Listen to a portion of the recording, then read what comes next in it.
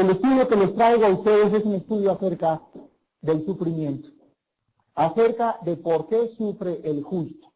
Entonces vamos a ir bastante hondo en la palabra de Dios, va a ser la mayor parte en el libro de Job, y vamos a ver también algo en el libro del Génesis, pero hay preguntas que ustedes tienen como cristianos. Y quiero decirles que todos nosotros tenemos un pensamiento, un discernimiento para poder conocer la verdad. Entonces, yo cuando era joven, antes de que yo fuera cristiano, yo me preguntaba, por ejemplo, preguntas de este tipo. ¿Por qué si Dios sabía que me iba a condenar, por qué me crió? ¿Por qué si Dios sabía que iba a haber tanto sufrimiento a través del pecado, por qué permitió Dios que el pecado entrara al mundo? ¿Por qué si Dios sabía que Adán iba a caer en el pecado, por qué permitió Dios que cayera Adán? O sea, son preguntas válidas. Y hay un problema muy grande en la mayor parte de las iglesias en las que tengo la oportunidad de ministrar la palabra de Dios.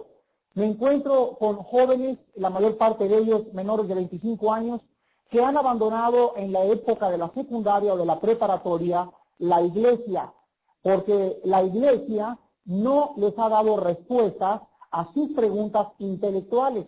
Entonces estamos acostumbrados a enseñar, tienes que creerlo porque tienes que creerlo. Y quiero decirles que de ninguna manera tenemos que creerlo porque lo tenemos que creer, porque la Biblia sobra en respuestas a las preguntas intelectuales y la Biblia tiene respuesta para todas las preguntas sin que a nadie le tengamos que decir, tienes que creerlo porque tienes que creerlo, porque Dios tiene una respuesta y Dios nos habla en su palabra y nos da razones claras, santas y perfectas de por qué Dios ha hecho lo que ha hecho.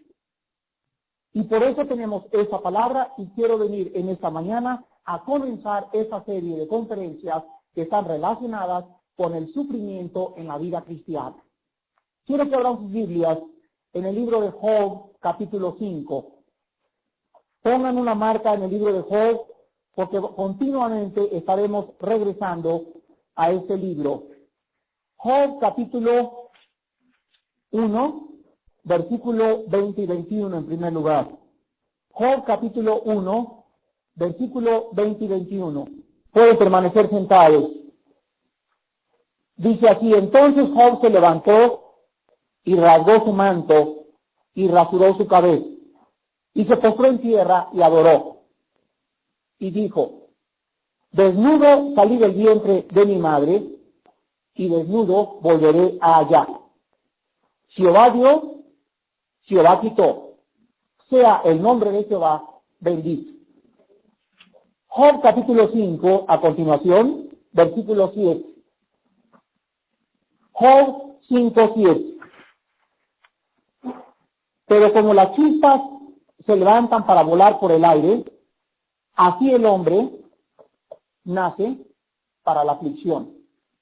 Así el hombre nace para la aflicción. Y ahora segunda de Corintios, capítulo 1. Segunda de Corintios, capítulo 1. Capítulo del 3 al 6. Segunda de Corintios 1, versículos del 3 al 6.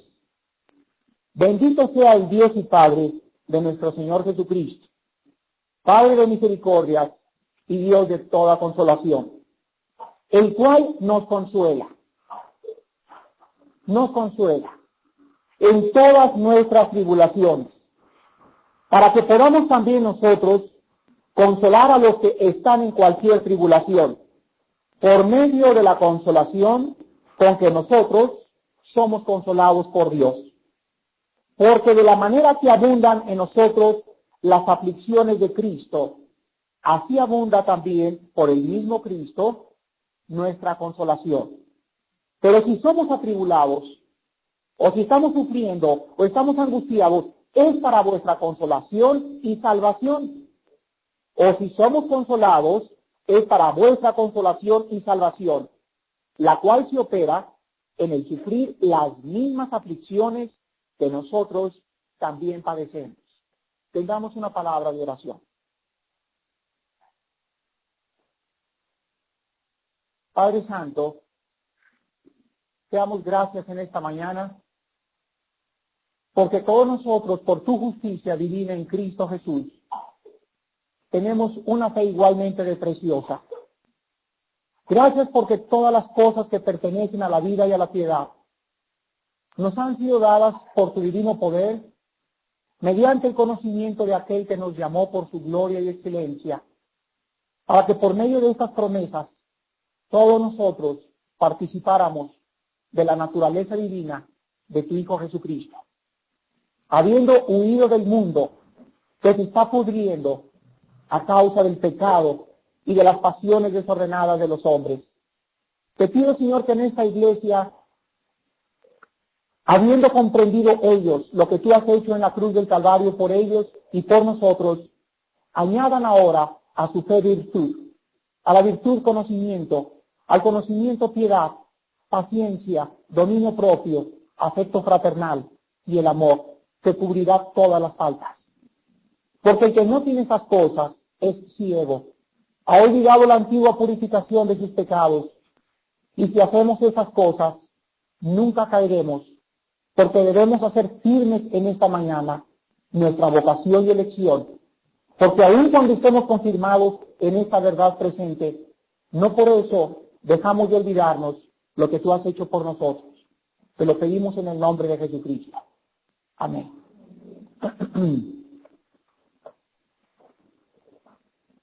De acuerdo a los pasajes que hemos leído en esta mañana, hemos encontrado una cosa.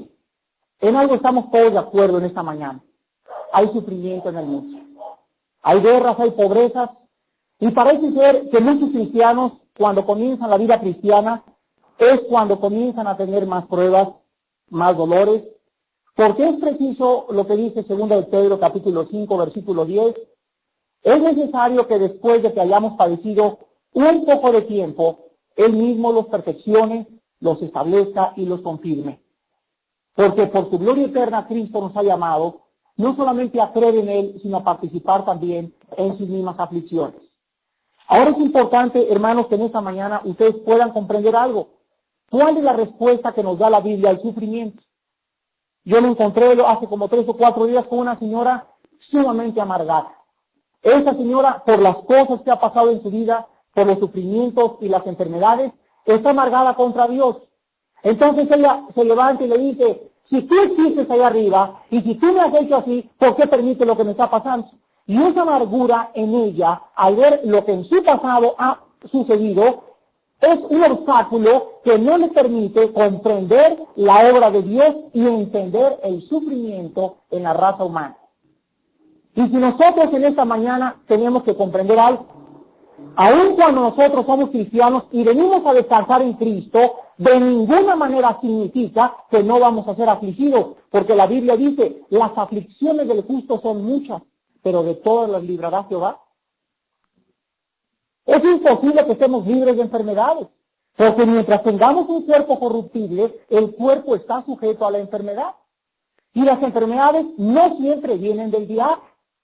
Entonces, cuando viene una persona, ¿verdad? Y tú no tienes que estar enfermo porque eres cristiano, esto no es bíblico. Porque sí hay enfermedades que vienen de Dios para glorificar a Dios. Las enfermedades tienen 3 orígenes. Y por eso tenemos que irnos hondo a la palabra para poder sacar las verdades profundas y ser balanceados y equilibrados en la vida cristiana. La primera enfermedad viene cuando el hombre rompe leyes naturales. O sea, si yo estoy jugando tenis y estoy empapado en sudor, si me tomo un vaso de agua fría, me viene una bronconeumonía fulminante. Eso no me la mandó el diablo, ni tampoco me la mandó Dios. Yo rompí una ley natural. La segunda enfermedad viene cuando es por obra de Satanás.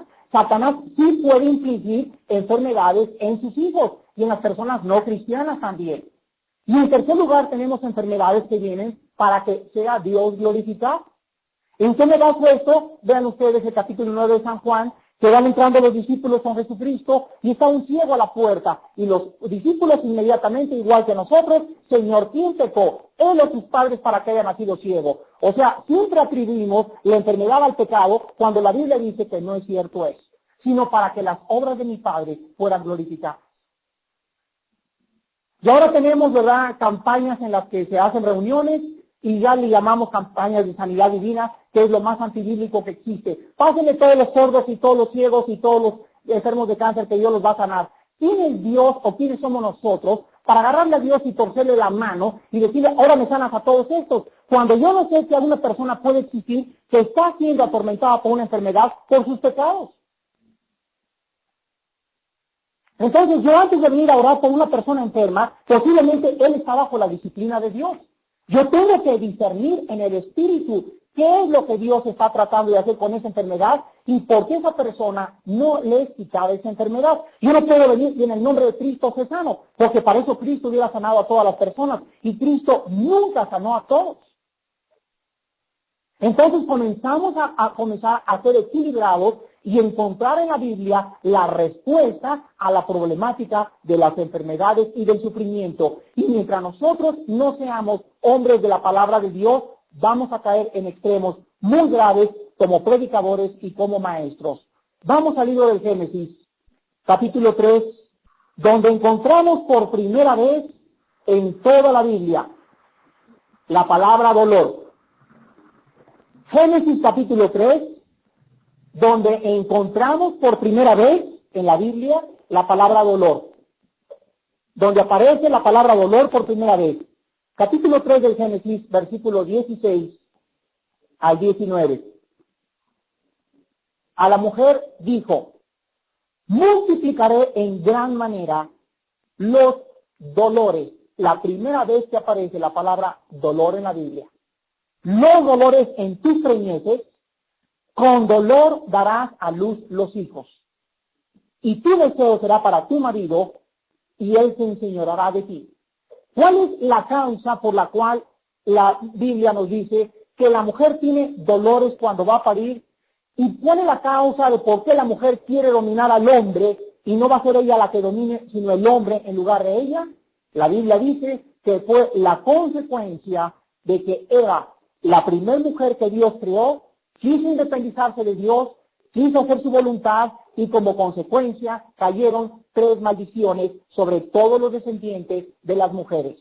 Y desde Eva a nuestros días, todas las mujeres nacen con dolor con sus hijos, quieren ellas dominar y traer los pantalones en la casa, y es humillante reconocer que el marido tenga que decirles, yo soy el jefe.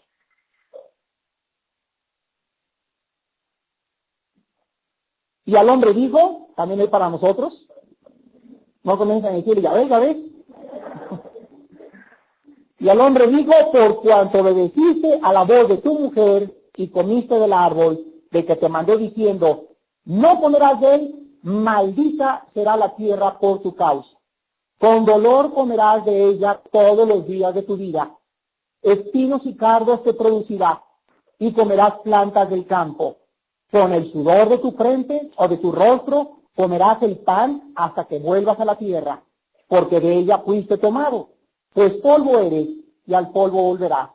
Entonces, ¿por qué es que nosotros los cristianos no podemos jugar a los pronósticos deportivos, ni al póker con dinero, ni comprar billetes de la lotería? Porque la Biblia dice que nosotros tenemos que ganar el dinero, no con loterías, no con pronósticos, sino con el sudor de nuestra frente.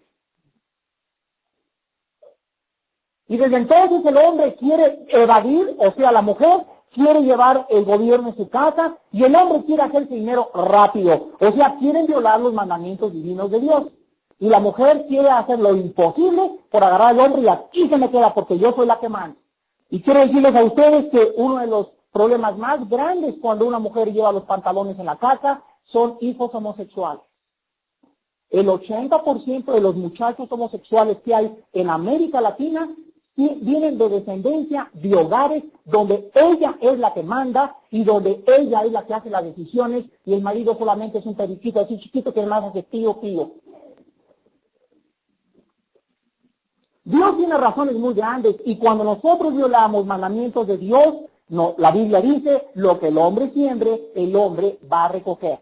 Y entonces el hombre, ¿verdad?, quiere asaltar, quiere robar, quiere jugar a la lotería, quiere jugar pronósticos y decir, ya ahorita 5 millones en los pronósticos, 1 millón, y ya dejo de trabajar, mi casa y todo, cuando la Biblia nos dice, no señor, tú tienes que ganarte el dinero, porque todo el dinero, escuchen esto, que entra con rapidez, con la misma rapidez, sale de ti. Nadie puede ser engañado, nadie puede burlarse, todo lo que el hombre siembre, eso también recogerá. Eso es el origen del sufrimiento, el por qué estamos como estamos y el por qué la raza humana está como está. Ahora, quiero comenzar a contestar sus preguntas y quiero que pongan mucha atención. La primera pregunta que viene de inmediato a nuestras cabezas es, muy bien, Señor, estoy de acuerdo, la Biblia nos da la razón, pero ¿qué culpa tengo yo de que esta chava y de ese chavo hace 6,000 años hayan hecho lo que hicieron y yo tengo que arrastrar 6,000 años después las consecuencias? ¿En dónde está la justicia de Dios? Es una pregunta muy válida. Y quiero que de aquí a la próxima semana comiencen a hacer preguntas, hacen todo lo que quieran, porque les voy a dar respuesta a todas sus preguntas. Por eso se llama la palabra de Dios. Entonces la pregunta es, ¿qué culpa tengo yo de que hace 6,000 años hayan pecado? Y yo en ese instante, según mi concepto, según mi mentalidad, según mi capacidad intelectual, le llamo a Dios injusto y yo soy una pobre víctima inocente. Aquí está la respuesta a la problemática de la culpa. Dios crea el mundo en una balanza y el hombre es puesto en medio de esa balanza. Esta balanza podría inclinarse hacia la izquierda o hacia la derecha. Cuando Dios sea al hombre en el centro o en el equilibrio de sus planes y de sus propósitos, Dios pone en la criatura que Él crea la característica más grande que Dios puso en nosotros. La habilidad de poder escoger y de ser libres hacia un camino o hacia el otro camino. ¿Escucharon? La habilidad o la característica en la que tú puedes creer o no creer. Emborracharte o no emborracharte. Irte a donde tú quieras, marihuanarte, pegarle a tu esposa, ser tú tu propio Dios, ser tú tu propio dueño. En sí, dice la Biblia, en Eclesiastés 11, joven, tome placer en los días de tu corazón y anda en los días de tu vanidad. Pero acuérdate de una sola cosa. Sobre todas las cosas que tú hagas, al final, Dios te va a juzgar. Dile como quieres, salte ahorita de esta reunión, burlándote y llora. Haz todo lo que quieras, dice Dios, pero dice su palabra, quiero que sepas que al final de tu vida, todas las personas que están en esta mañana, tenemos que morir. Y en ese día, tus pecados serán traídos al juicio de Dios. Dios pudo habernos criado buenos, nos pudo haber dado cuerda como robots y nos pudo haber dicho, ámenme, o sea, nunca jamás caigan, nunca tienen oportunidad de identificar, no ni siquiera tomen al mal, pero Dios no le plació en su infinita sabiduría. Él quiso que el hombre decidiera por él mismo. Aquí se encuentra la culpabilidad de nosotros. Somos responsables. Entonces el hombre decide no seguir el camino del bien, sino decide seguir el camino del mal. Y entonces el hombre, al escoger el camino del mal, la balanza se inclina hacia el mal y todos los que nacieron antes de la cruz de Jesucristo nacieron con la tendencia de hacer el mal. Aun cuando no quieres tú hacer el mal, hayas una ley más fuerte que tu mente que te lleva y que te arrastra a hacer lo que tú no quieres hacer. Esto se explica todo en el capítulo 7 de los Romanos. Entonces todos los que nacen, nacemos con la tendencia del mal. La Biblia dice, la necedad está ligada en el corazón del muchacho, mas la vara lo apartará de él. O sea, es mentira que un niño se eduque con palabras, es mentira que puedas educar a una criatura sin pegarle, son mentiras del diablo. A los niños no los tenemos que sonar. El que aborrece el castigo, el que detiene al castigo, dice la Biblia, a su hijo aborrece. No es cierto que le ames, le estás haciendo un daño mucho mayor que si agarraras una vara y le dieras como nunca le has dado por permitirle hacerle berrinches a tu niño. Los niños tienen que enseñarse a observar una conducta desde que entran a la iglesia. Que el niño ande por acá, aquí desde que entra, usted se me queda y a la salida nos arreglamos. Pero los niños tenemos que enseñarlos. Desde chiquitos son como animalitos, que si no tienen guía ni tienen freno, es porque tú no quieres ponerles freno en su vida. Entonces, aquí está la injusticia que nosotros llamamos, todos hemos nacido con la tendencia a hacer el mal. Muy bien, aquí viene la respuesta a cuál es tu responsabilidad. Por un hombre entró el pecado y toda la raza fue arrastrada hacia el pecado. Entonces Dios, en su infinita sabiduría, para que nadie le dijera, ¿por qué hiciste esto y qué culpa tengo yo? Dios hace lo siguiente. Un hombre arrastra a toda la humanidad, entonces Dios envía a otro hombre a inclinar la balanza, que se llama su Hijo Jesucristo. Por un hombre entra el pecado, por el otro hombre entra el perdón. Por uno entra la condenación, por otro entra la justificación. Por uno entra la muerte, por otro entra la vida. Aquí se muestra la justicia de Dios. Entonces tú puedes decir en esta mañana, Señor, yo no tengo ninguna culpa, pero quiero decirte en dónde está tu culpa. No en que Adán y Eva hayan pecado, sino que tú acabas ahorita de nacer en el mismo punto donde Adán nació y sigues escogiendo lo que él escogió. O sea, Dios en esta mañana te dice muy bien, no tienes culpa, pero sí tienes culpa de no tomarte la medicina. Entonces, cuando yo con doctor, oiga, doctor, me sacan la radiografía, tiene usted cáncer, señor Alducci. ¿Cómo que cáncer? Vámonos.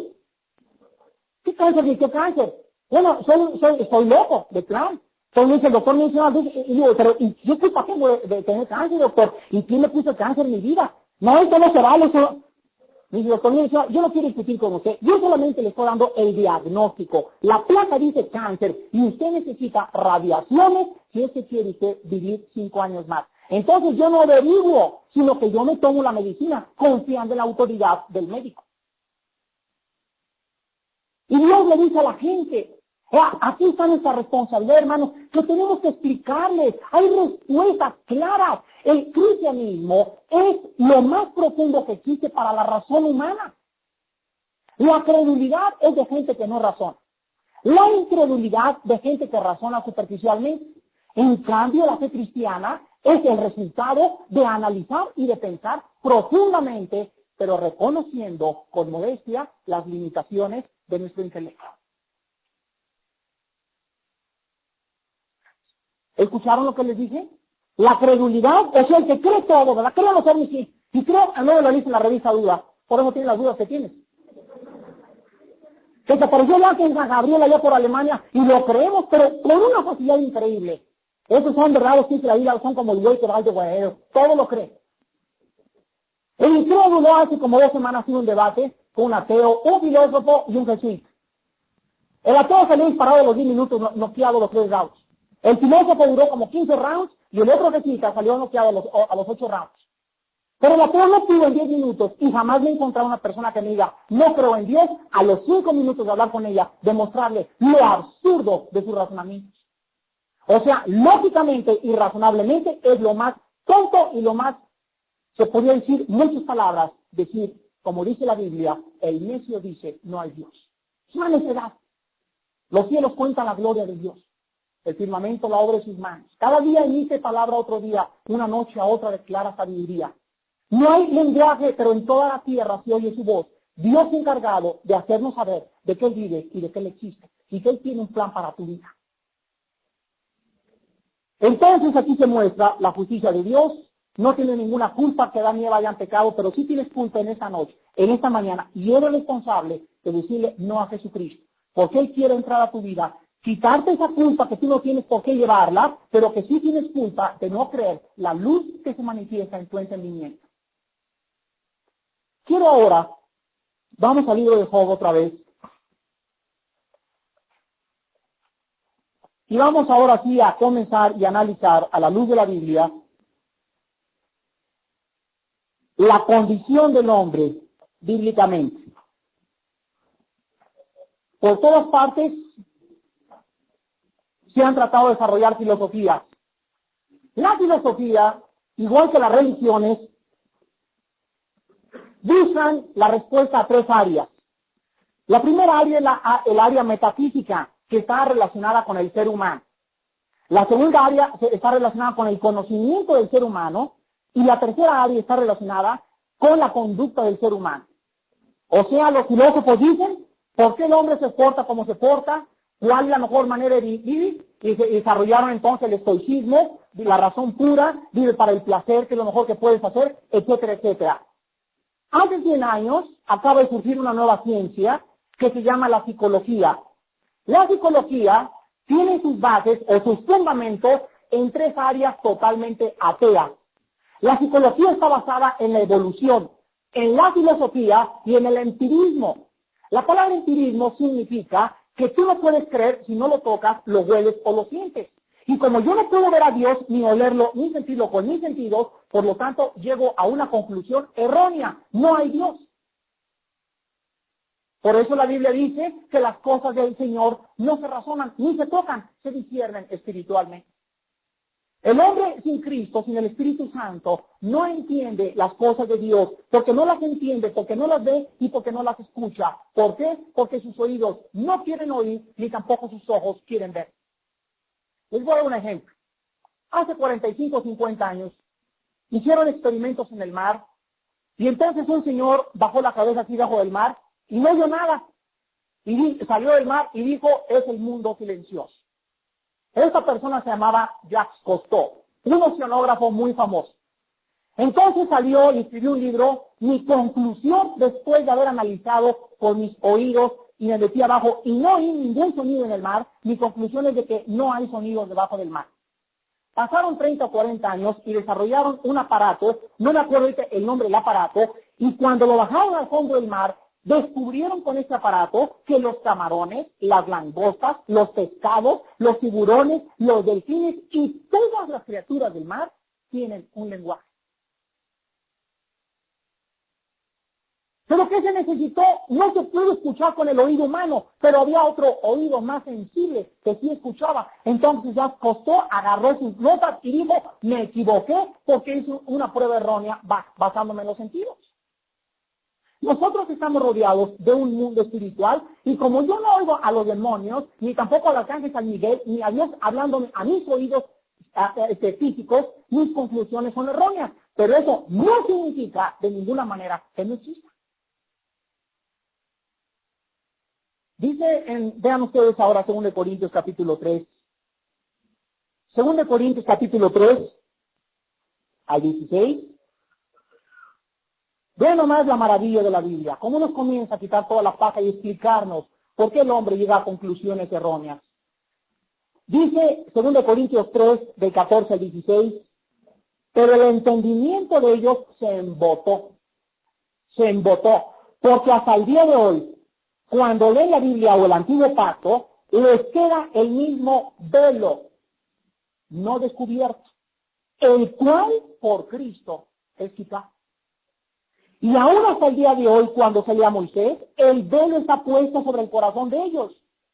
Pero cuando se conviertan al Señor, ¿qué?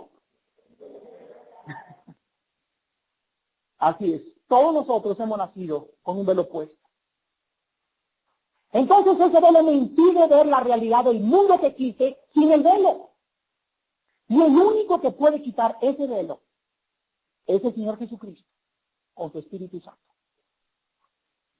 Entonces yo comienzo, como tengo un velo, dice la Biblia de Jeremías, la gente anda como a cintas, o sea, no están como los osos gruñendo en las cavernas oscuras, no saben en qué cae, porque las tinieblas les han cegado los ojos, no saben caminar porque no hay luz en ellos, y por lo tanto todas sus conclusiones, filosofías, especulaciones, hipótesis son absolutamente erróneas.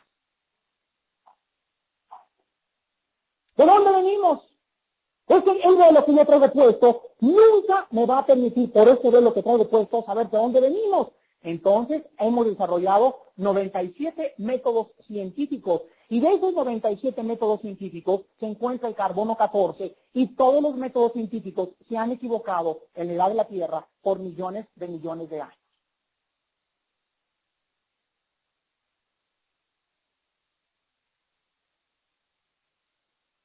Jamás el hombre podrá saber qué edad tiene la Tierra. ¿Quién son? Por eso se inventó la psicología. A ver, señora, pásale para acá, ¿qué le pasa? Pues me dan ataque, señor, y le pego a mi esposo con el sartén a veces. A ver, déjenme pensar, a ver, señor psicólogo, traigan la respuesta. Pues mire, señora, cuéntame desde que usted estaba niña, ¿con quién se crió? Pues mire, dice que mi papá me pegaba. ahí está toda la cosa, dice el psicólogo, con que su papá es una niña que ha crecido con represiones que se han guardado en su corazón y está exteriorizando, y ahora que se casa, las manifiesta con el esposo. Muy bien, señor psicólogo, ese es su diagnóstico. Y ahora le dice la señora, ¿qué hago? ¿Qué hacen? Señora, hay unas pastillas que se llaman Valium, Ecuaniles, o váyase por un viaje de vacaciones. Los psicólogos y los psiquiatras se pueden decir cuál es tu problema, pero no tienen la medicina.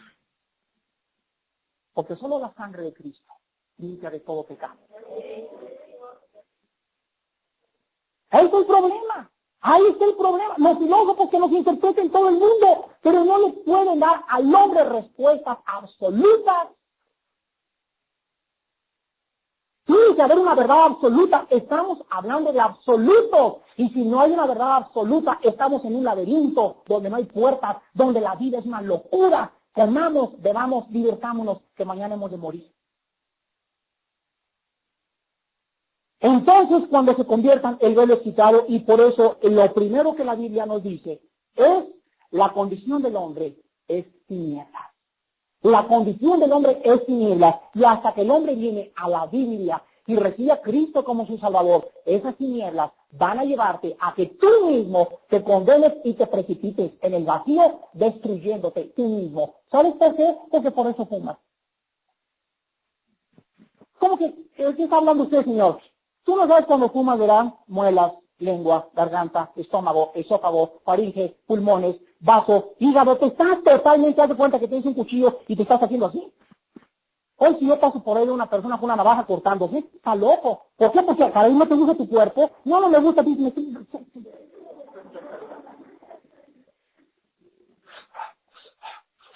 Lo mismo está haciendo esa persona. ¿Por qué tomas exófago, la vieja del sistema nervioso, sangre? Lo mismo. La persona es autodestructiva. ¿Por qué engañas a tu esposa? ¿No sabes que algún día, tarde o temprano, se tiene que enterar ella? Y que cuando ella se entere, ¿cuánto tiempo crees que va a pasar para que ella se acuerde de que tú le fuiste infiel? ¿No sabes que la Biblia dice, el que comete adulterio es falto de entendimiento? O sea, ¿no ha entendido que lo más santo y que lo más sagrado que existe es la unión de un matrimonio delante de Dios? El hombre por sus tinieblas se está apuñalando, se está saciando, está él mismo destruyéndose porque no conoce la verdad. Veamos ahora en el libro de Job.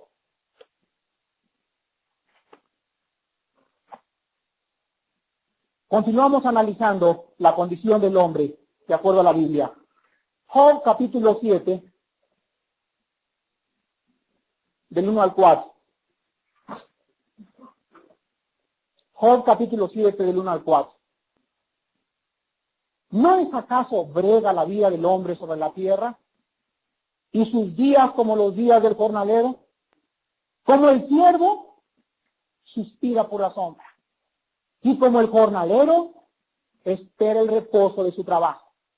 Así he recibido meses de calamidad, y noches de trabajo me dieron por cuenta. Cuando estoy acostado digo, ¿cuándo me levantaré? Mas la noche es larga y estoy lleno de inquietudes hasta el alba. En tercer lugar, la Biblia nos habla que la vida del hombre es una continua carga muy grande. Noten ustedes que la Biblia compara en el versículo 1 la vida del hombre con la vida de un obrero, de un jornalero. Te levantas, anoche dormiste como oso, vas a trabajar como burro y vas a comer como caballo. Y llega la noche y sigues roncando como oso, te sigues levantando y sigues trabajando como burro y sigues comiendo como caballo. Fíjate tu ciclo. Duermes, comes, trabajas. Trabajas, duermes, comes, trabajas, y así es toda tu vida. Y pasan los 30, 40, 50 años y siempre ansiaste el descanso, siempre ansiaste el día de que ya dejar de trabajar y que tienes dinero para mantener a tu familia, pero ese día nunca llegó. ¿Por qué? Porque el único que te puede dar descanso es Jesucristo. Esa es la condición de un hombre que no tiene a Jesucristo. Vive para comer y come para trabajar. Trabaja para comer y come para trabajar. Dice la Eclesiastés, vienen de las tinieblas, viven en las tinieblas y regresan a las tinieblas. Un abortivo es mejor que él. Es triste de ver la condición, pero ellos se creen que están, ¿verdad? Pasa la jarra y el de y los pantalones de los atrevidos, creen que están pachangueándosela y ríen por afuera con sus cuates y con la cerveza y con la borrachera, pero por dentro su corazón es hecho pedazos. Porque la Biblia dice, no hay paz para el impío. Dice el versículo 3, así he recibido meses de calamidad, noches de trabajo. Y cuando te acuestas, hay veces que te levantas siendo despertado a las 8 de la mañana y agarras el cojín y te tapas la cabeza y dices, Padre Santo, ojalá que pudiera dormir hasta las 12, ojalá que ya no tuviera que enfrentarme a la realidad de lunes a las 8 de la mañana. Te acuestas y quisieras ya quedar dormido para siempre. Por eso hay más suicidios ahora que nunca, porque el hombre está cansado. ¿Cómo es posible que pueda vivir el hombre sin la ayuda de Dios? Vean ahora el capítulo 14 de Job.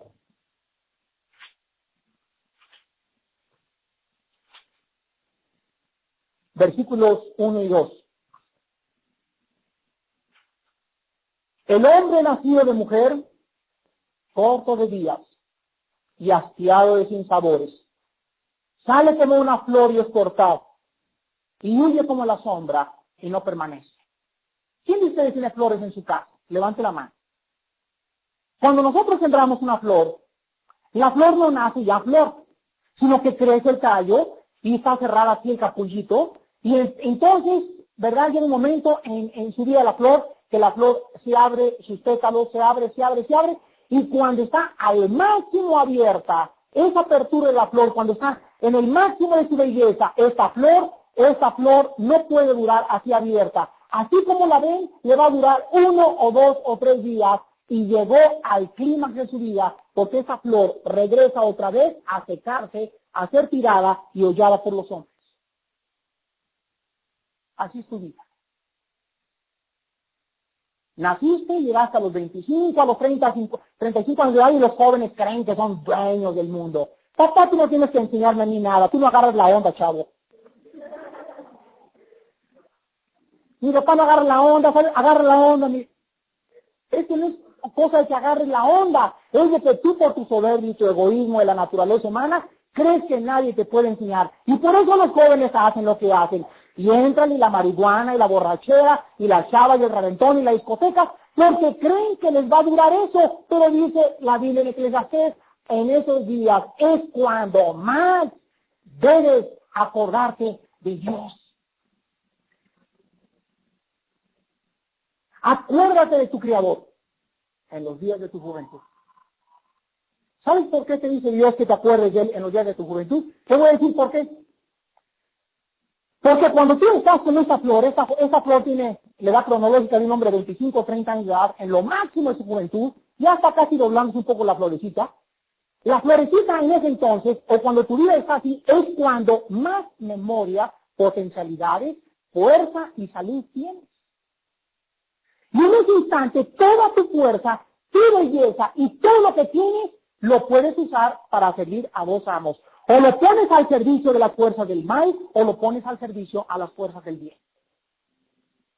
Hace poco estaba yo leyendo la vida de los Beatles, y no hay historia más trágica, más triste que la vida de los Beatles, la vida de Brian Epstein, su manager o su manejador, y la vida de Elvis Presley, la vida de Marilyn Monroe, la vida de Howard Hughes y los grandes hombres que los hombres adoran y los jóvenes idolatran. Quiero que se noten una cosa. En 1960 comenzó la época de los Beatles.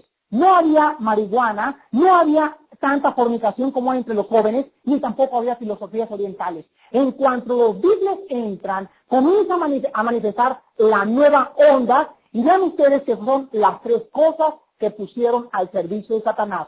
Comenzaron los jóvenes a tener relaciones con sus novias antes de casarse. Y ahora cualquier joven, cualquier novio, tiene relaciones antes de casarse. Cuando la Biblia dice, huyan de la fornicación, cualquier otro pecado que el hombre cometa está fuera del cuerpo. Mas el que fornica contra su propio cuerpo peca.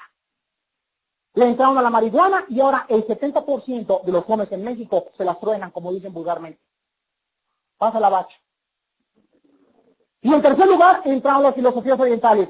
Mia Farrow, que estaba casada con Frank Sinatra, fue a Estados Unidos y fue a la India a hacerse discípula del Maharamana Rishi, un gurú, y entonces fueron los Beatles, y todos los jóvenes desde entonces comienzan a pensar dianética, control mental, yogi, filosofías orientales. ¿Por qué? Porque es la nueva moda entre ellos. Y no se dan cuenta que es el diablo el que ha usado la fornicación, las filosofías orientales y el sexo para destruir las mentes de ustedes.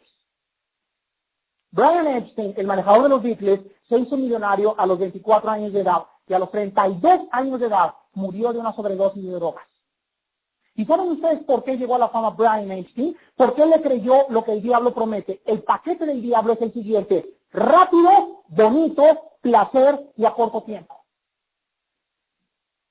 Ahorita vive la vida, en marihuana ahorita, te vas a hacer dinero rápido y todo, pero con la misma rapidez, el diablo te lleva al infierno.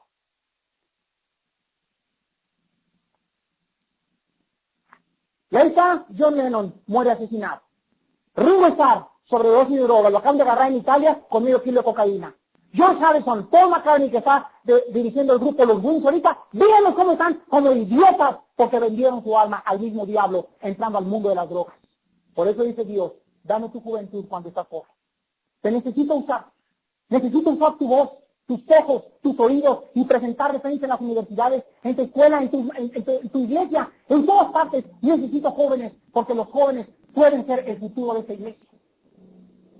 Yo quisiera saber si en esta iglesia hay jóvenes que tengan convicciones profundas para darle todo lo que tienen al servicio de Jesucristo. Vean ahora Eclesiastés. Después de Job está Salmos, después Proverbios y después está Eclesiastés. Eclesiastés capítulo 4, del 1 al 4. Continuamos analizando la condición del hombre bíblicamente. Eclesiastés 4, del 1 al 4.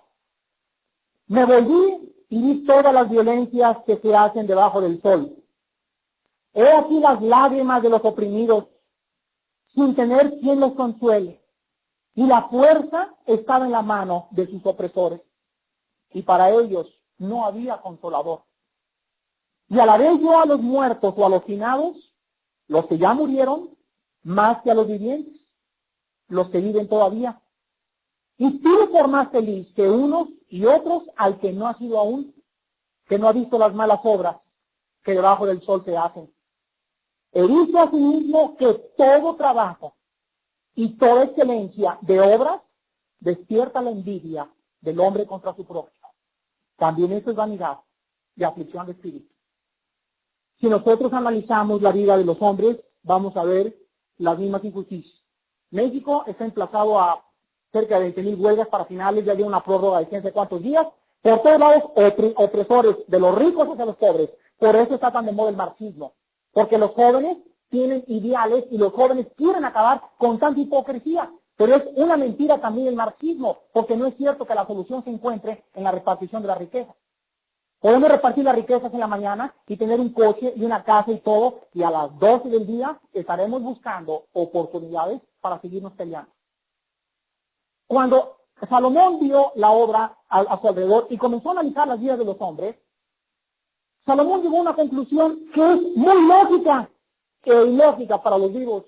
Y dijo Salomón, para mí es mejor los que mueren que los que viven. Y no es cierto que nosotros los que vivimos queremos seguir teniendo aquí a los que ya están yendo. No, machita, no te vayas.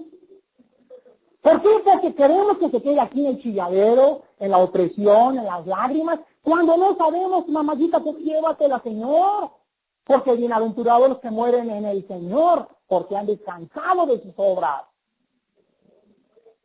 Dice en Apocalipsis capítulo 6 que se oía la voz allá en el cielo que decía, Señor, ¿hasta cuándo justo y verdadero no venga nuestra sangre de los que moran en la tierra? Y entonces Él les dijo que esperaran un poco de tiempo y se le dieron vestiduras y se les dijo que no podían ser juzgados hasta que subieran los que faltaban. O sea, este es un cuadro que nos describe los muertos antes de la tribulación, en el arrebatamiento. Y nosotros en el cielo, dice la Biblia, que vamos a estar así, oye Señor, diles abajo que se apuren a venir, ¿no? Y allá abajo se ven las ambulancias, por todas partes, salvando la vida que tiene cáncer en los mejores hospitales, cuando allá nos están esperando y aquí nos están diciendo que nos queremos.